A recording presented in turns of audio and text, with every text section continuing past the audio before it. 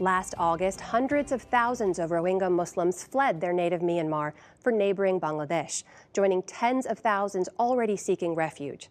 They escaped a campaign of murder, repression, and rape by Myanmar's military and militant Buddhist monks.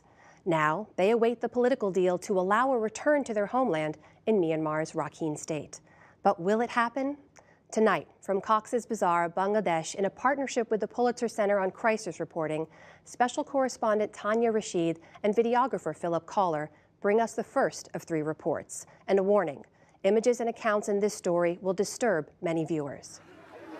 These Rohingya refugees came out to show how tired they are of living in uncertainty. It's been 7 months since they fled for their lives from Myanmar into Bangladesh. They are fed up and have come out to protest for their safe return to Myanmar. Everyone stand in a circle. Come join the protest. You, stand over there. Before we go back to Rakhine State, we demand to be recognized as Myanmar citizens. It's rare to see protests like this, with many camp leaders fearing backlash from the Bangladeshi authorities. We want justice for our sisters and mothers who have been raped. We want justice. Salahuddin is a school teacher. He fled Rakhine State with his family 6 months ago after his village was attacked. It is our country, and we've been living there for more than 1,000 years. And after years of slow genocide, we were finally forced to flee. Close to 700,000 Rohingyas fled into Bangladesh from Rakhine State to escape a bloody campaign of murder and rape by the Myanmar military and Buddhist vigilantes that followed attacks by Muslim Rohingya militants. We don't want to stay here longer. This is not our home. Our home is Rakhine, and we want to go back. But before we return, we must get our rights. Now, more than 1.2 million Rohingya live in the world's largest refugee camp in crammed and squalid conditions on the edge of Cox's Bazar. The repatriation was meant to begin 2 months ago after a deal between Myanmar and Bangladesh. And the Bangladeshi government is keen to speed things up, as they fear the upcoming monsoon could devastate the camps. Abul Kalam, Bangladesh's Refugee Relief and Rehabilitation Commissioner, is responsible for coordinating the repatriation. The repatriation process will certainly happen based on the agreement reached between 2 governments late last year. And the preparatory works are ongoing now. I believe as we are doing our part, they also certainly doing their part. But he couldn't say when it will actually start. It's very difficult to mention, give any time, exact time now. But yeah, we can hope that it will begin sooner or later. Recently, Myanmar's Social Welfare Minister Win Myat Aye visited the Kutupalang refugee camps. He told a group of new arrivals that he wants to start the repatriation process as soon as possible if the returnees agree to be registered as Bangladeshi migrants, a term the Rohingyas reject. They want to be recognized as citizens of Myanmar before the repatriation starts. His visit sparked protests when the demonstrators tried to block his motorcade from entering the camp. This was the first visit by a Myanmar minister to the camp since the crackdown last year. Although the talks on the repatriation are continuing between Myanmar and Bangladesh, the Rohingya refugees themselves do not have any sort of formal representative.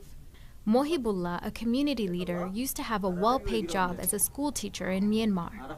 Now he lives in the Kutupalang camp, where he organizes meetings with bloc leaders and activists to discuss the latest updates on the repatriation.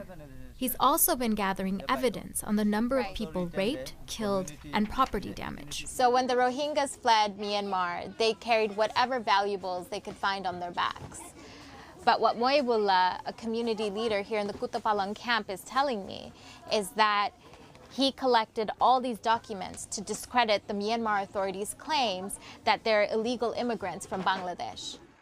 The Rohingya community have drawn up 13 demands that they want to be met before they agree to return. For the repatriations to go ahead, the first thing we need is for UN peacekeepers to come with us. Secondly, the Myanmar government must give us back our citizenship rights.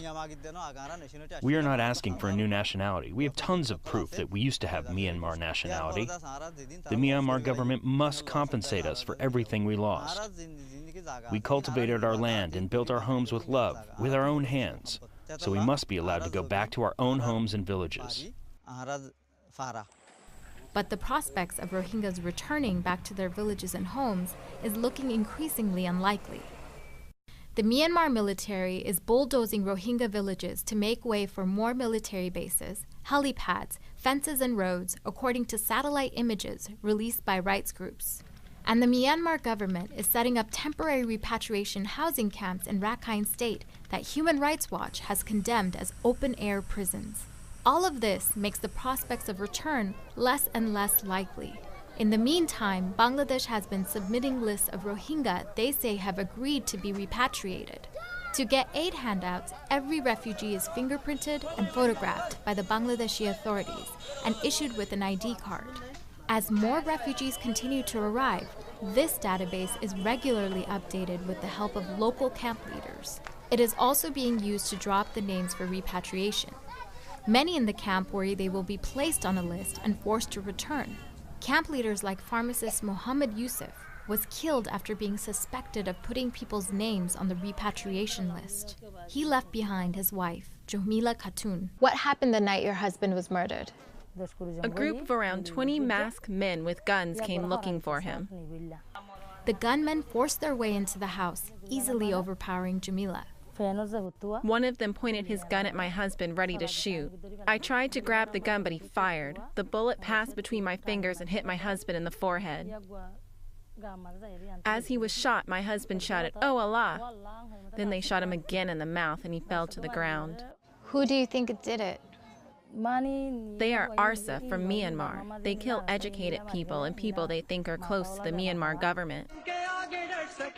ARSA is the Islamist militant group responsible for last year's attacks in Myanmar that sparked the bloody counterinsurgency clampdown. Who did they say they were when they came to your house? My husband asked them, "What you want? Why are you doing this to me?" They said, "Why did you make a list of people for the repatriation for the Bangladesh army?" But actually the list was not for the purpose of repatriation. Camp leaders made lists in every camp. But the future looks bleak. The two countries are yet to reach a deal on the repatriation. At this stage, it's looking increasingly unlikely that the Rohingya will go home anytime soon. For the PBS NewsHour, I'm Tania Rashid in Balukhali Camp, Bangladesh. Tomorrow, Tania will report on the epidemic of forced child marriage among the Rohingya.